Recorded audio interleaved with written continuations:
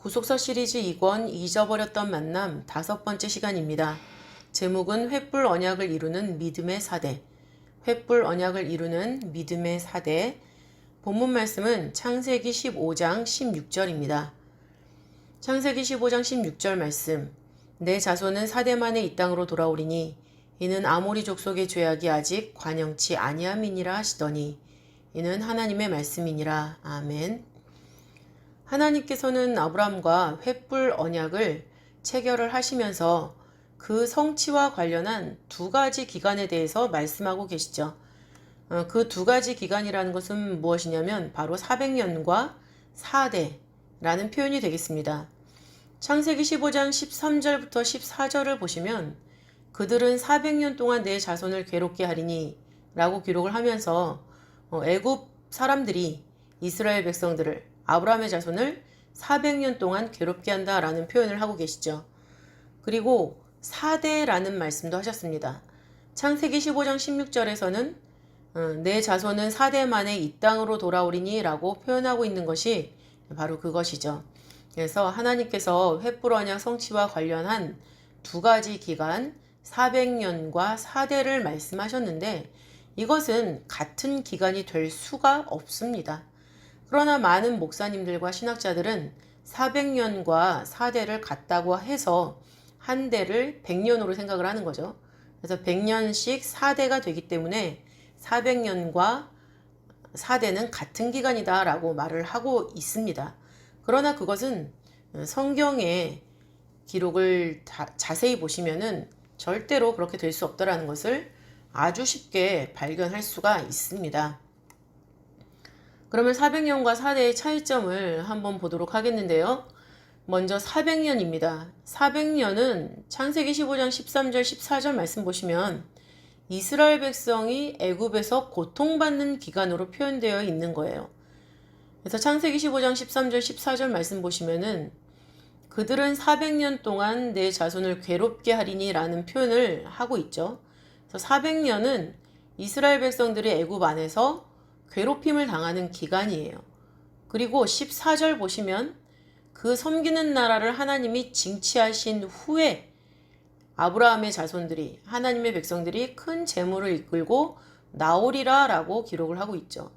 그렇기 때문에 이 400년이라는 기간은 이스라엘 백성들이 애굽에서 고통받는 기간이고 이 400년이 끝나면 출애굽이 이루어진다라는 것을 알려주고 있는 그런 약속이 되겠습니다. 그런데 이 말씀이 이루어지고 있는 출애굽기 12장 40절부터 41절 말씀 보시면은 400년이 아니라 430년이라는 기간이 나오죠. 보시면 이스라엘 자손이 애굽에 거주한 지 430년이라 430년이 마치는 그날에 여호와의 군대가 다 애굽 땅에서 나왔은즉이라고 기록을 하고 있습니다. 여기서 볼 것은 이 430년이라는 기간을 이 말씀에서 고통받는 기간으로 기록하지 않았다라는 거죠. 애굽에 거주한 기간으로 430년을 말씀하고 있어요. 그러면 여기서 어떤 생각을 할 수 있냐면 430년 중에서 400년은 고통을 받는 기간이었지만 30년은 고통을 받지 않았던 그런 기간이었다라는 것을 알 수가 있죠. 이스라엘 백성들이 애굽에 들어간 기간은 우리가 주전 1876년으로 알고 있습니다. 그리고 출애굽한 것은 주전 1446년으로 알고 있죠. 그래서 1876년에 들어가서 1446년에 나왔다 했을 때는 정확하게 430년이에요. 근데 그 430년의 초반에 있었던 30년은 요셉이 국무총리로 재임하고 있었던 기간이었기 때문에 고통을 받지 않았어요. 그러나 요셉이 국무총리를 그만둔 그 이후의 400년 동안에는 이스라엘 백성들이 애굽으로부터 굉장한 핍박과 억압을 받고 괴롭힘을 당했던 기간이다라는 것을 우리에게 알려주는 말씀이 되겠습니다. 그렇다면 4대는 어떤 기간인가라는 거예요.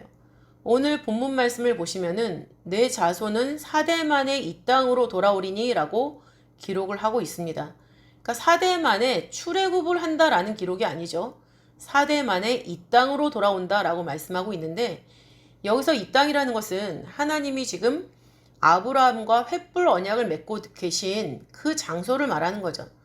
아브라함이 어느 장소에서 하나님과 횃불 언약을 맺고 있죠? 가나안 땅이죠. 그렇기 때문에 4대 만에 이 땅으로 돌아온다라는 것은 무엇이냐면 횃불 언약 체결 이후에 애굽에 들어갔다가 이스라엘 백성들이 다시 그 가나안 땅으로 돌아오게 되기까지 꼭 4대가 걸린다라는 것을 하나님이 말씀해주고 있는 것입니다. 그래서 이 400년과 4대라는 것은 하나님이 말씀하시는 기준 자체가 다른 거예요. 400년은 애굽에서 고통당하는 기간, 그리고 4대는 가나안 땅에 들어오기까지의 그 대수가 4대가 걸린다라는 것을 말씀해주고 있는 거죠. 사도행전 7장 6절부터 7절 말씀 보시면 그 땅 사람이 종을 삼아 400년 동안 괴롭게 하리라. 그리고 그 종 삼는 나라를 하나님이 심판하시리니 그 후에 저희가 나와서 이곳에서 나를 섬기리라 라고 말씀하고 있죠. 그래서 400년 후에 출애굽한다라는 것이고 그 다음에 4대 만에 이곳에서 나를 섬기리라. 나를 섬기리라 라는 것은 이곳에서 나를 섬기리라 라는 것은 4대 만에 가나안 땅에 돌아와서 거기서 하나님을 섬긴다라는 것을 가르쳐주고 있는 것입니다. 그러면 400년이라는 기간을 우리가 정확하게 알 수가 있었죠. 4대는 어떻게 볼 것이냐 하는 문제가 우리에게 남아 있습니다. 4대를 어떻게 볼 것인가?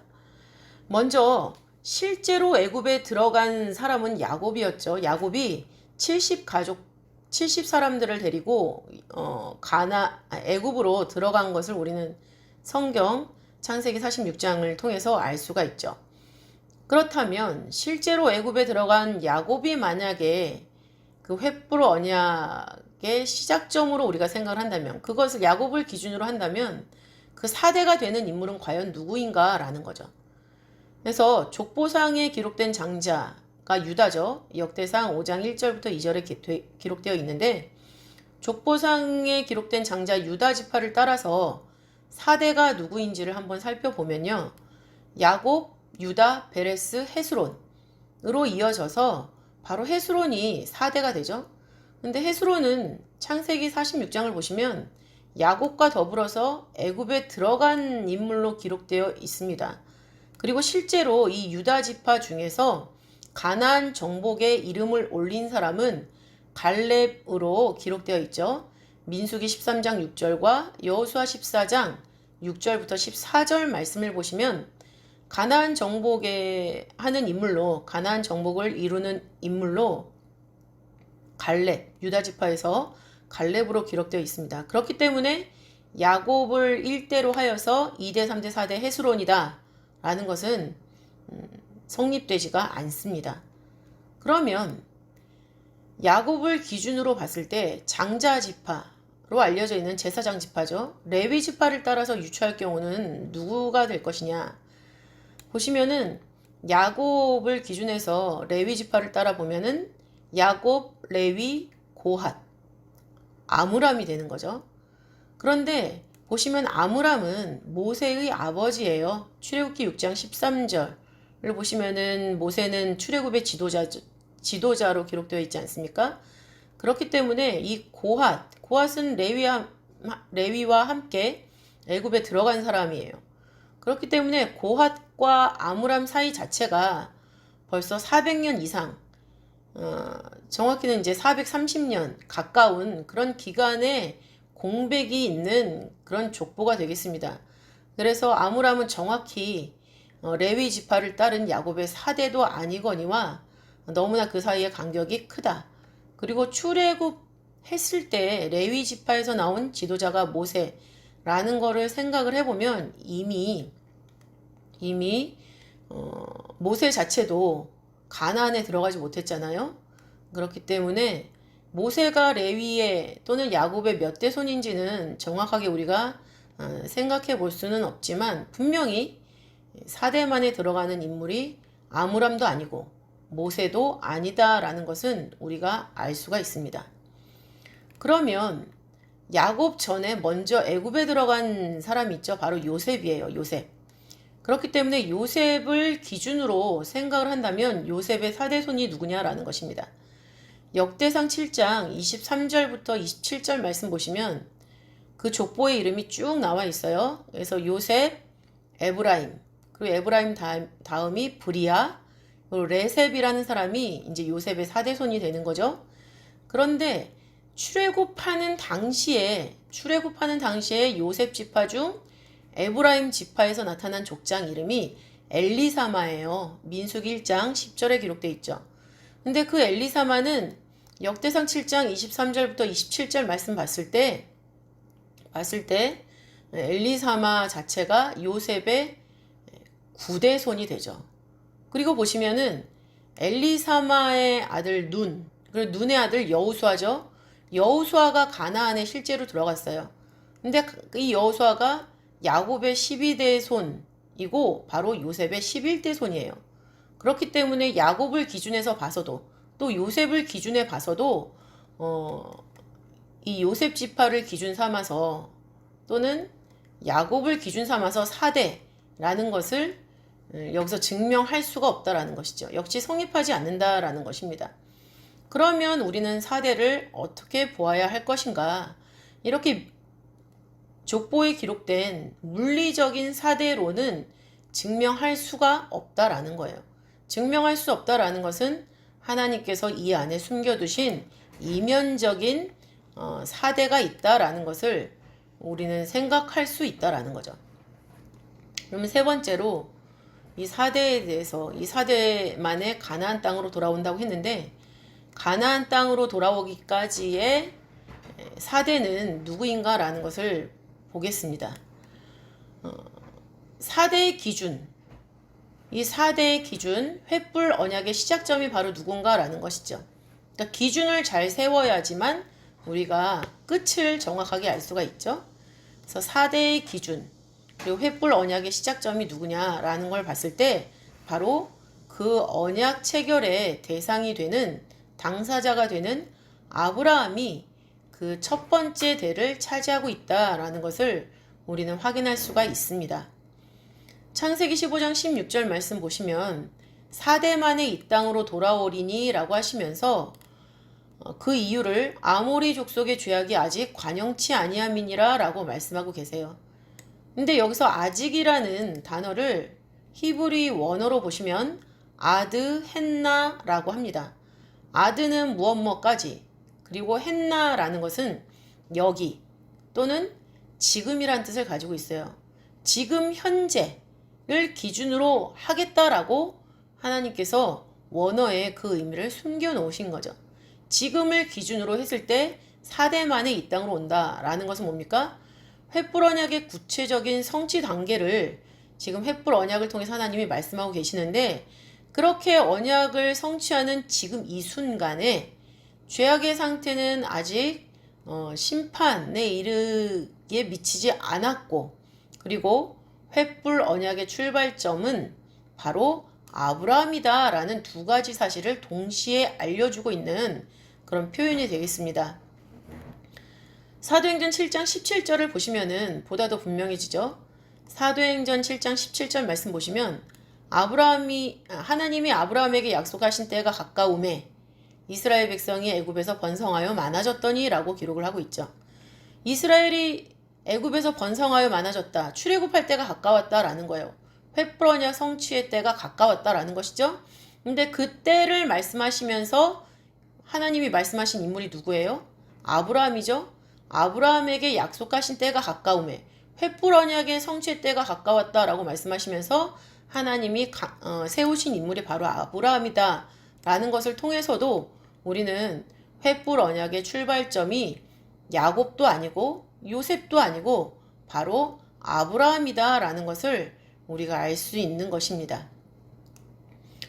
바로 출애굽의 때 400년 만에 애굽에서 나오는 때를 아브라함에게 약속하신 때가 가까우매 라고 말씀하시면서 언약 성취의 기준이 아브라함이다 라는 것을 알려주고 계신 거죠. 그러면 횃불 언약의 성취의 1대가 아브라함이라면 2대는 누가 되겠습니까? 이삭입니다. 창세기 26장 2절부터 4절 말씀을 보시면 정확하게 기록이 되어 있죠. 거기를 보시면 여호와께서 이삭에게 나타나 가라사대 애굽으로 내려가지 말고 내가 네게 지시하는 땅에 거하라. 이 땅에 위하면 내가 너와 함께 있어 내게 복을 주고 내가 이 모든 땅을 너와 네 자손에게 주리라. 내가 내 아비 아브라함에게 맹세한 것을 이루어 내 자손을 하늘의 별과 같이 번성케 하며 이 모든 땅을 내 자손에게 주리니 내 자손을 인하여 천하 만민이 복을 받으리라 라고 언약을 하고 계시죠. 그리고 이어서 26장 5절 말씀 보시면 이렇게 하나님이 이삭과 언약을 맺으신 이유가 아브라함이 하나님의 말씀을 다 준행하였기 때문에 지켰기 때문이다 라고 뒷받침을 하고 있습니다. 그런데 지금 이 창세기 26장 2절부터 4절에서 하나님이 이삭과 약속을 하시는 부분을 보면은 아브라함에게 명령하신 것과 흡사한 부분들이 등장을 하고 있는 것을 알 수 있습니다. 먼저 2절에서 내가 내게 지시하는 땅에 거하라 라고 말씀하고 계시죠. 근데 하나님께서는 아브라함에게 본토 친척 아비집을 떠나라 라고 명령을 하시면서 창세기 12장 1절에서 뭐라고 하셨냐면 내가 너에게 지시할 땅으로 가라 라고 말씀하고 계시죠. 근데 그 지시하는 땅에 하나님께서 이삭에게 다른 곳 가지 말고 거기에 그대로 있어라 라고 말씀하고 계시는 거예요. 그렇게 된다면 그 땅을 아브라함에게 맹세한 것을 이루어서 자손도 많게 해주고 그 땅을 그 자손들에게 주겠다 라고 말씀을 하시는 거죠. 그리고 무엇보다도 우리가 주목할 것은 내 자손을 인하여 천하 만민이 복을 받으리라 라고 말씀하고 계세요. 내 자손을 인하여 천하 만민이 복을 받으리라. 이 말씀은 하나님이 창세기 18장 18절에서 아브라함에게 하신 말씀이죠. 18절 말씀 보시면 아브라함은 강대한 나라가 되고 천하 만민은 그를 인하여 복을 받게 될 것이 아니냐 라고 말씀하고 있습니다. 그리고 창세기 22장 18절에서도 내 씨로 말미암아 천하 만민이 복을 얻으리니 라고 말씀하고 계시죠. 근데 그 말씀을 그대로 이삭에게 다시 한번 약속하고 계신 거예요. 이것을 보았을 때 이것을 미뤄보아 아브라함의 믿음의 대를 이어받는 두 번째 대를 차지하고 있는 사람은 바로 이삭이다 라는 사실을 우리는 알 수가 있습니다. 그러면 그 다음 아브라함과 이삭을 잇는 그 다음 3대를 차지하고 있는 사람은 누굴까요? 바로 이삭의 아들 야곱이죠. 야곱의 삶을 보면 역시 아브라함과 많이 비슷한 그런 모습들을 발견할 수가 있죠. 야곱은 아브라함처럼 하나님 앞에 새 이름을 받은 사람이에요. 아브라함도 창세기 17장 5절 보시면은 아브람이라고 하지 말고 아브라함이라고 해라 라는 그런 새 이름을 받죠. 근데 야곱 역시 브니엘에서 하나님께 이름을 야곱이라고 하지 말고 이스라엘이라고 해라 라고 새 이름을 받고 있습니다. 창세기 32장 22절부터 33장 4절에 기록되어 있죠. 또 하나님이 아브라함한테 가나안에 들어간 아브라함한테 첫 번째 나타나신 장소가 바로 세겜인데요. 그 세겜을 구입하는 사람이 누굽니까? 바로 야곱이에요. 그래서 야곱은 그 삶 가운데 아브라함과 비슷한 모습을 우리가 많이 발견할 수가 있습니다. 근데 언약을 통해서도 마찬가지죠. 하나님이 야곱과 언약한 말씀은 창세기 35장 11절부터 12절에 기록되어 있습니다. 읽어보시면 그에게 이르시되 나는 전능한 하나님이니라. 생육하며 번성하라. 국민과 많은 국민이 내게서 나고 왕들이 내 허리에서 나오리라. 내가 아브라함과 이삭에게 준 땅을 내게 주고 내가 내 후손에게도 그 땅을 주리라 하시고 라고 기록을 하고 있습니다. 여기서 보시면 나는 전능한 하나님이라 라고 하나님이 야곱에게 선포를 하시죠. 근데 그 선포의 말씀은 하나님이 창세기 17장 1절에서 아브라함과 할례의 언약을 맺기 전에 나타나실 때에 말씀하신 거예요. 창세기 17장 1절 말씀 보시면 나는 전능한 하나님이라 너는 내 앞에서 행하여 완전하라 라고 말씀하고 계시죠. 그러니까 아브라함에게 본인을 소개한 그 전능한 하나님이라는 그 말씀을 하나님이 창세기 35장 11절에서 야곱과 언약을 맺으시면서 다시 한번 같은 이름으로 소개를 하고 있는 거예요. 그리고 두 번째, 그 언약이 계승되었다. 하나님이 언약을 야곱과도 맺으셨다라는 것을 어디서 발견할 수 있냐면 국민과 많은 국민이 내게서 나오고 왕들이 내 허리에서 나오리라 라고 기록한 거에서 찾을 수가 있습니다. 국민과 많은 국민, 그리고 왕들, 이것은 나라와 관련된 단어들이죠. 근데 하나님께서는 창세기 18장 18절에서 아브라함은 강대한 나라가 되고 라고 약속을 해주셨어요. 강대한 나라를 이루기 위해서, 하나님이 언약하신 것을 이루기 위해서 야곱에게 보다 더 구체적인 언약을 맺고 계시는 거죠. 많은 국민과 왕들이 내 허리에서 나온다라는 것. 그리고 12절 말씀 보시면은 아브라함과 이삭에게 준 땅을 아브라함에게 지시할 땅으로 가라. 그리고 이삭에게 지시하는 땅에 거하라 라고 말씀하셨죠. 그 땅을 야곱에게 준다라고 약속하고 계세요. 뿐만 아니라 너의 후손, 야곱의 후손에게도 그 땅을 주겠다라고 말씀하시죠. 이 야곱의 후손이 바로 믿음의 사대가 되겠죠. 여기까지를 일단 정리를 해보시면 하나님께서는 아브라함, 이삭, 야곱에게 언약을 맺고 계신 것을 우리는 확인할 수가 있습니다. 히브리서 11장 9절 말씀은 바로 그것을 뒷받침하는 근거가 되는 말씀이죠. 히브리서 11장 9절 말씀을 보시면 믿음으로 저가 외방에 있는 것 같이 약속하신 땅에 우거하여 동일한 약속을 유업으로 함께 받은 이삭과 야곱으로 더불어 장막에 거하였으니 라고 기록을 하고 있습니다. 그래서 보시면 동일한 약속을 유업으로 함께 받은 이삭과 야곱이라고 기록을 하고 있죠. 이것을 공동 번역에서는 같은 약속을 물려받은 이삭과 야곱, 그리고 표준세 번역에서는 같은 약속을 함께 물려받을 이삭과 야곱, 그리고 현대인의 성경에서는 같은 약속을 받은 이삭과 야곱이라고 기록을 하고 있죠.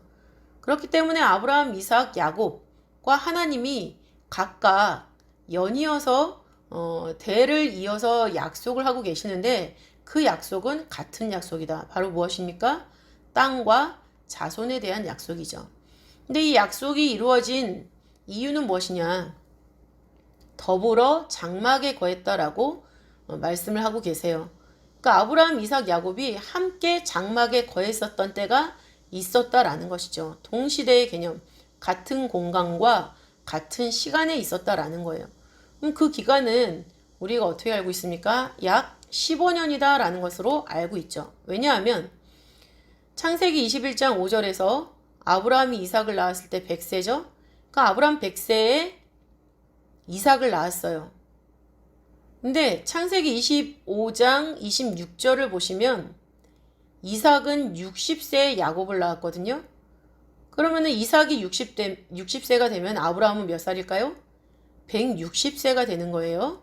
그러면은 아브라함 160세, 이삭 60세에 야곱이 태어나서 아브라함의 향년 175세까지 같이 살았다라고 했을 때는 160세부터 175세까지 15년 동안 함께 있을 수 있는 그런 시간이 되겠죠. 그래서 15년 동안 믿음의 3대가 함께 거하면서 하나님의 언약이 전수되었다라는 것을 우리는 확인할 수가 있습니다.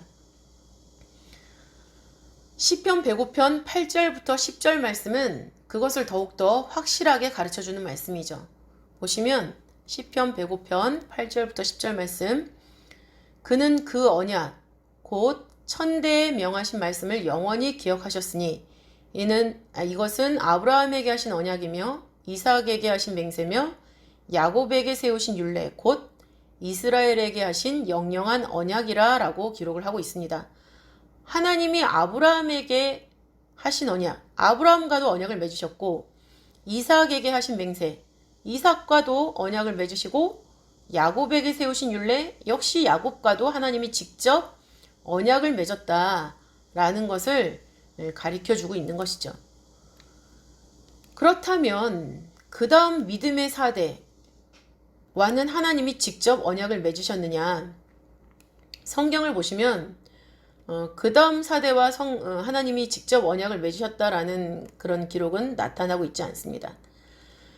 그러면 그 믿음의 사대는 누구냐? 역대상 5장 1절부터 2절을 비추어 봤을 때 요셉이라는 거죠. 역대상 5장 1절부터 2절 말씀 보시면 이스라엘의 장자 르우벤의 아들들은 이러하니라. 르우벤은 장자라도 그 아비의 침상을 더럽게 하였으므로 장자의 명분이 이스라엘의 아들 요셉의 자손에게로 돌아갔으나 족보에는 장자의 명분대로 기록할 것이 아니니라. 유다는 형제보다 뛰어나고 주권자가 유다로 말미암아 났을지라도 장자의 명분은 요셉에게 있으니라 라고 기록을 하고 있죠. 여기서 원래 이스라엘 야곱의 장자 첫 번째 아들은 르우벤이죠. 근데 르우벤은 간음죄를 저질렀어요. 아비의 침상을 더럽혔죠. 아버지의 첩이죠. 비라와 관계를 맺음으로 말미암아 장자의 명분을 놓치고 말았습니다. 그런데 그 장자의 명분이 어디로 갔냐면 바로 요셉에게로 갔다라는 거죠. 그래서 장자의 명분, 진짜 장자는 요셉이지만 족보에는 유다로 기록을 한다. 그렇기 때문에 여기서 지금 말씀하고 있는 실질적인 장자는 요셉이다라는 것을 알 수 있죠. 그래서 언약을 맺은 1대가 아브라함이라면 2대는 이삭, 그리고 3대는 야곱, 그리고 역대상 5장 1절부터 2절을 근거로 했을 때 그 영적인 또 이면적인 그리고 실질적인 장자는 바로 4대를 차지하고 있는 요셉에게 있다라는 것을 알 수가 있죠. 그러면 하나님이 요셉과 직접 언약 맺은 것은 성경에 나타나 있지 않지만 아브라함, 이삭, 야곱을 통해서 계승되고 있는 횃불 언약이 요셉에게도 이어지고 있다라는 것을 우리가 증명을 해야 되겠습니다. 먼저 첫 번째로는 유언을 통해서 언약이 계승되었다라는 증거를 찾을 수가 있죠. 유언을 통해서 횃불 언약이 계승되었다라는 것을 우리는 그 증거로 찾을 수가 있습니다. 요셉이 죽음을 앞두고 유언하고 있는 그런 모습이 창세기 50장 24절에 기록되어 있는데요. 보시면 요셉이 그 형제에게 이르되 나는 죽으나 하나님이 너희를 권고하시고 너희를 이 땅에서 인도하여 내사 아브라함과 이삭과 야곱에게 맹세하신 땅에 이르게 하시리라 하고 라고 말씀하고 있죠. 근데 이 유언의 내용은 요셉이 독창적으로 하고 있는 것이 아니라 야곱에게 계승받은 야곱에게 배운 내용으로 증거를 하고 있다라는 것을 우리는 알 수가 있습니다. 창세기 48장 21절을 보시면은 이스라엘, 즉 야곱이 마지막을 앞두면서 유언을 하고 있는 그 모습이 나타나고 있죠.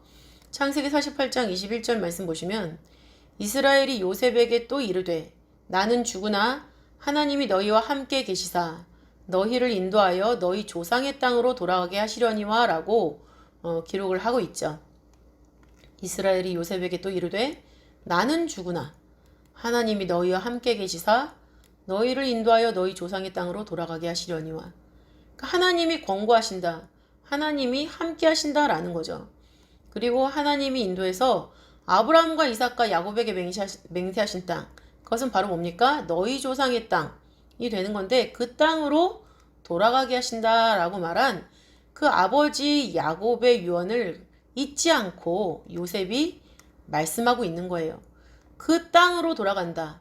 조상의 땅으로 돌아간다라는 것은 가나안 땅으로 돌아간다라는 것이죠. 이것은 뭡니까? 횃불 언약에서 창세기 15장 16절에서 4대 만에 이 땅으로 돌아온다. 가나안 땅으로 돌아온다라는 횃불 언약의 성취에 대해서 지금 야곱도 유언을 했고 그 유언을 따라서 요셉도 유언을 하고 있는 거예요. 이것으로 미루어 보았을 때 요셉에게도 횃불 언약이 계승이 됐구나라는 것을 우리는 알 수가 있죠.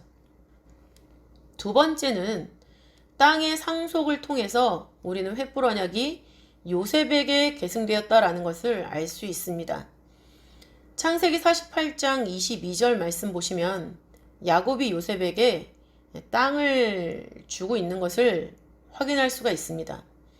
창세기 48장 22절 말씀 보시면 내가 네게 네 형제보다 일부분을 더 주었나니 이는 내가 내 칼과 활로 아모리 족속의 손에서 빼앗은 것이니라 라고 기록을 하고 있죠.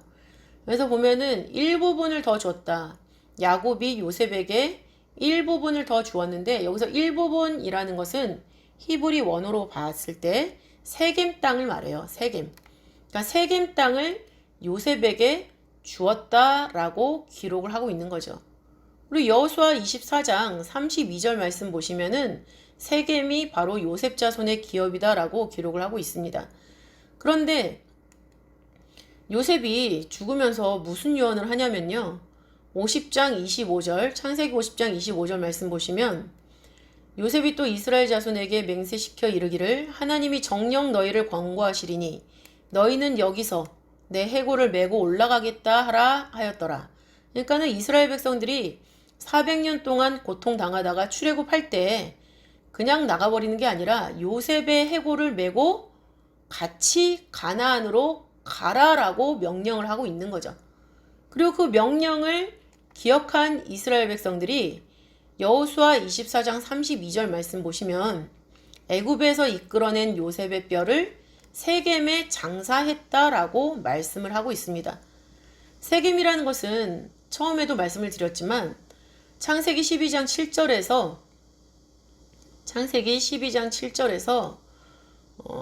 하나님 가나안에 들어선 하나님의 명령을 따라서 가나안에 들어선 아브라함에게 처음으로 하나님이 나타나셔서 주겠다고 하신 땅이에요. 그러니까 가나안에 처음 들어간 아브라함이 세겜에 도착을 했을 때 하나님이 나타나셨죠. 그러면서 그 땅을 주겠다라고 말씀을 하셨는데 그 땅을 실제로 누가 구입합니까? 야곱이 구입해요. 창세기 33장 18절부터 19절 말씀 보시면은 야곱이 실제로 구입을 하고 있죠. 그렇기 때문에 창세기 7장 16절에서는 아브라함이 세겜 하몰의 자손에게서 은으로 값주고 샀다라고 표현을 하고 있는 거예요. 왜냐하면 하나님이 아브라함에게 약속하신 땅을 야곱이 산 거기 때문에 결과적으로 그것은 그 약속의 성취죠. 그러니까는 야곱이 산 거나 아브라함이 산 거나 똑같다라는 거죠. 하나님 약속의 성취이기 때문에. 그런데 그 땅에 누가 장사가 됩니까? 요셉이 장사가 되는 거잖아요. 근데 요셉이 장사가 되는 거를 사도행전에서는 야곱이 장사된다라고 기록을 하고 있어요. 창세기 7장 15절 16절 말씀을 다시 한번 보시면 야곱이 애굽으로 내려가 자기와 우리 조상들이 거기서 죽고 세겜으로 옮기워 야곱이 세겜으로 옮겼다는 얘기죠. 그리고 그 세겜에 장사됐다. 야곱이 세겜으로 옮겨서 장사됐다라고 말씀을 하고 있어요. 이 말은 뭐예요? 야곱이 아브라함에게 말씀하신 그 명령을 따라서 세겜을 구입했고 그것을 요셉에게 상속했고 그 요셉이 야곱의 후손이 되어서 세겜에 장사된 것을 야곱이 장사됐다라고 표현을 하는 거죠. 창세기 35장 12절 말씀 보시면 하나님이 야곱에게 땅을 주겠다라고 하시면서 아브라함과 이삭에게 약속하신 땅을 야곱한테 주겠다고 약속하셨잖아요. 근데 야곱한테만이 아니라 야곱의 후손에게도 주시겠다라고 약속하셨단 말이죠. 그 말씀대로 야곱이 세겜을 구입해서 요셉한테 상속을 했어요. 근데 그것은 무엇이냐? 하나님이 주신 땅을 야곱의 후손에게도 주시겠다라고 그 약속하신 말씀이 요셉의 뼈가 세겜에 장사됨으로 말미암아 성취가 됐어요. 그렇기 때문에 요셉이 장사됐는데 실제로는 요셉이 장사됐는데 그것은 언약의 성취를 봤을 때 야곱이 장사된 것과 마찬가지다라는 거죠. 그러니까 창세기 7장 15절 16절은 아브라함에게 나타나신 그 땅을 야곱이 구입했는데 아브라함이 구입했다. 그리고 그 땅을 요셉에게 상속해서 요셉의 뼈가 묻혔는데 야곱이 장사됐다. 라고 하는 이 맥락은 아브라함에게 약속하신 그 횃불 언약이 아브라함, 이삭, 야곱을 거쳐서 요셉에게도 계승이 됐고 그 땅이 상속된 것을 통해서 하나님의 언약이 전수되었을 뿐만 아니라 횃불 언약도 성취되었다라는 것을 우리에게 알려주고 있는 굉장히 중요한 말씀이 되겠습니다. 그렇기 때문에 이 아브라함, 이삭, 야곱, 요셉은 바로 횃불 언약의 성취를 이루는, 횃불 언약을 이루는 믿음의 사대다라는 것이죠. 바로 창세기 15장 16절에서 말씀하시는 4대 만에 이 땅으로 돌아온다 라는 그 말씀의 그 4대의 주인공이 언약 체결자 아브라함, 그리고 그 언약을 갱신한 이삭, 또 그 언약을 이어받은 야곱, 또 그 야곱으로 말미암아 믿음을 전수받고, 또 아브라함 그 믿음을 전수받아서 그 세겜이란 땅에 뼈를 묻은 요셉, 그래서 가나안에 돌아오는 것을 성취시킨 그 믿음의 사대가 되는 거죠. 히브리서 11장은 믿음의 사대가 아브라함, 이삭, 야곱, 요셉으로 이어진다라는 것을 히브리서 11장 8절 믿음으로 아브라함은, 그리고 20절에서 믿음으로 이삭은, 21절에서는 믿음으로 야곱은, 22절에서 믿음으로 요셉은 이라는 말씀을 통해서도 하나님이 말씀하신 창세기 15장 16절에서 횃불 언약을 성취할 때 가나안 땅으로 다시 돌아오게 되는 그 믿음의 사대라는 인물이 아브라함, 이삭, 야곱, 요셉이라는 것을 다시 한번 우리에게 정리를 해주고 있는 것입니다. 400년이 이스라엘이 출애굽되기까지의 애굽에서 고통받는 물리적 시간의 기간이라면, 사대는 횃불 언약이 성취되기까지 그 언약을 기억하고 전수하는 믿음의 대수가 되는 거죠. 언약을 잊어버린 사람은 언약을 전수할 수가 없죠. 그리고 언약을 잊어버린 그 사람은 그 대로 칠 가치가 없습니다. 우리가 언약을 기억하고 언약대로 살아갈 때 언약을 전수할 수 있고, 또 그렇게 언약을 전수시켜야만 비로소 하나님 앞에 기억되고 인정받는 믿음의 대를 차지할 수가 있다라는 것을 우리 마음속에 깊이 새겨야 할 것입니다. 그렇기 때문에 믿음의 사대는 이면적인 성취의 시기를 가리키고 있는 것이죠. 절대로 물리적인 대수로 설명이 될 수가 없는 그런 믿음에 대해 이면적인 성취의 시기까지도 포함을 하고 있다라는 것입니다. 횃불 언약의 성취를 위해서 하나님이 강권적으로 출애굽시키셨죠. 강권적으로 출애굽시키시는 하나님의 구속 역사를 발판으로 해서 하나님의 언약을 기억할 뿐만 아니라 또한 그것을 성취하기 위해 묵묵히 요셉의 해골을 메고 가는 하나님의 백성들의 충성이 있었기 때문에 마침내 하나님께서 약속하신 가나안의 중심 세겜에 아브라함, 이삭, 야곱으로부터 이어받은 횃불 언약이 농축된 요셉의 마지막 당부, 그것이 실현되었고, 그로 말미암아 아브라함으로부터 4대 만에 가나안으로 돌아올 것이라는 하나님의 횃불 언약이 드디어 성취가 된 것입니다. 지금 우리들 역시 하나님이 강권하시는 구속의 은혜로 죄악된 세상 애굽에서 해방되었죠. 그렇다면 신령한 가나안, 하나님의 나라, 아브라함의 품을 향해서 하나님의 구속사의 말씀을 어깨에 메고 이 시대에 일궈야 될 그런 사명을 잘 감당하면서 묵묵히 충성스럽게 걸어가고 있는 각자 나의 모습이 과연 맞는지 하나님 앞에 우리의 믿음을 아브라함처럼 확증해야 되겠죠. 그래야만 이삭처럼 아브라함의 자손, 약속의 자녀가 되어서 하나님의 언약의 성취를 향하여 전진하는 믿음의 대를 이룰 수 있기 때문이에요. 갈라디아서 3장 14절과 히브리서 11장 33절에서는 믿음으로 약속을 받는다고 말씀하고 있습니다. 우리가 하나님께 받은 가장 좋은 약속은 영생이죠. 히브리서 11장 40절에서는 하나님께서 우리를 위하여 더 좋은 것을 예비하셨는데 우리가 아니면 믿음의 선진들이라 할지라도 온전함을 이룰 수 없다고 말씀하고 있습니다. 우리가 이루게 되는 온전함은 영원한 생명을 부여받았을 때 성취가 되는 거예요. 아브라함의 자손으로서 약속의 자녀가 된 우리들이 감당해야 될 시간, 그리고 신앙, 그리고 사명의 무게를 제대로 정확하게 걸머지고 우리 앞에 놓여진 경주를 완주할 때 하나님의 영원한 생명의 나라, 신령한 가나안에 입성해서 하나님께서 우리에게 약속하신 가장 좋은 것, 영생을 누리게 된다는 것을 확실히 믿으시기 바랍니다. 기도하겠습니다. 참 좋으신 아버지 하나님, 우리를 아브라함의 후사로 삼으시고 더 좋은 약속의 성취를 위하여 믿음의 길을 가게 하시니 감사합니다.